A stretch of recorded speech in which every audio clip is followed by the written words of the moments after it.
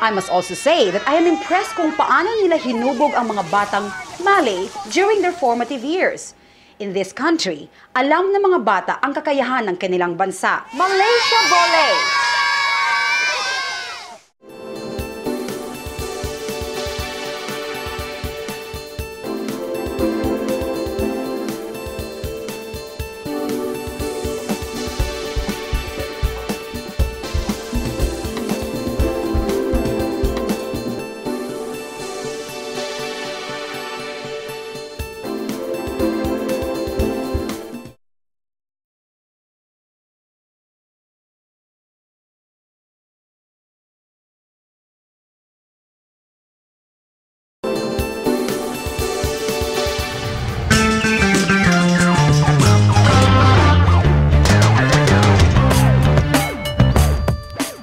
Sa pag-iikot namin sa Kuala Lumpur, sinubukan din naming sumakay sa kanilang monorail na magpapasyal sa'yo sa city sa loob ng isang oras. So this is their monorail in KL. To take you around the city, isang oras baling paikot-ikot. Di mo daw makikita yung track kasi nga monorail. So let's try it.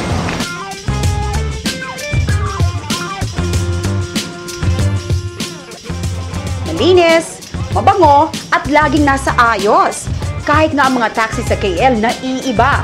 Hindi ka kasi pwedeng sumakay ng basta-basta.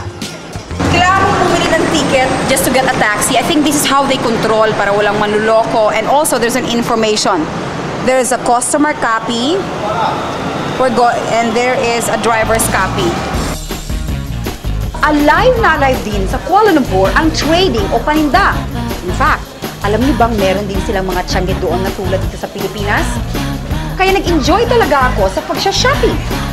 From 1,500, pwede ibenta ng 180 ringgit. So, ibig sabihin, huwag ka daw magtanong kung magkano.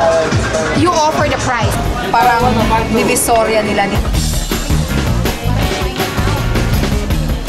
Hindi lang relo ang makikita doon. Meron ding damit, sapatos, bag, iba't ibang forma ng shades, at pati na rin ang mga dried fruits. Parang Cebu mango sa atin.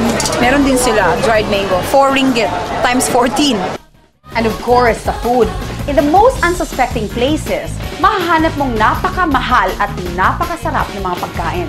Try it! Mayaman ang Malaysia dahil sa kanilang natural reserve, ang palm oil. Pero bukod dito, mayaman din ang Malaysia sa iba't ibang crafts.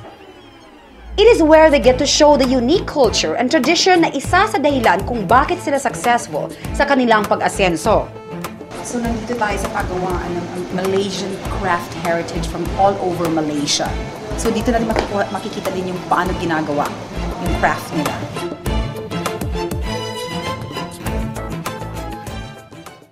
Vaheguru, Vaheguru, Vaheguru.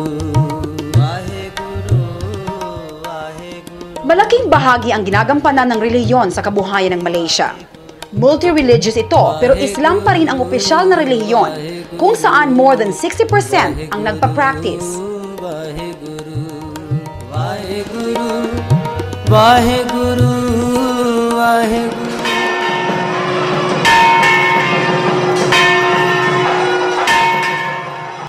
Pangalawa naman dito ang Buddhism.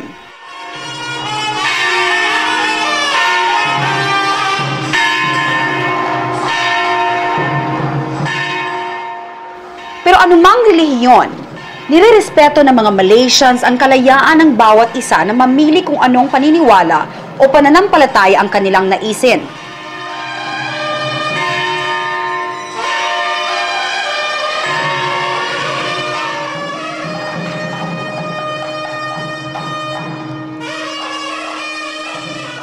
And aside from keeping their faith, hindi rin nakakalimutan ng mga Malays how to celebrate the good life. We love to rock. We love to rock. We love to rock. R-O-C-K, let's rock. Kaya every so often, they host different events na mas magpapalawak pa ang kanilang interest at pagkakataong umangat. Katulad ng pag-host nila nitong Abril ng F1 circuit racing sa Sepang, Malaysia. Ika nga, the world is here!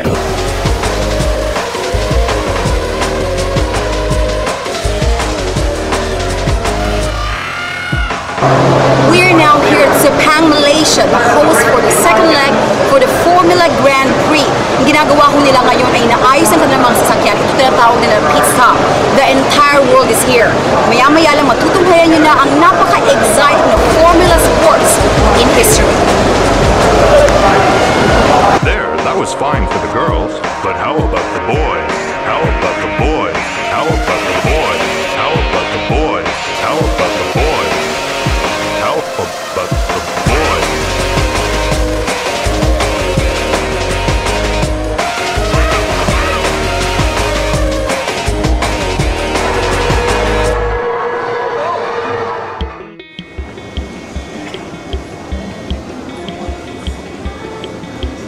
Tulad ng ating bansa, nagdaan din ang bansang Malaysia sa hirap.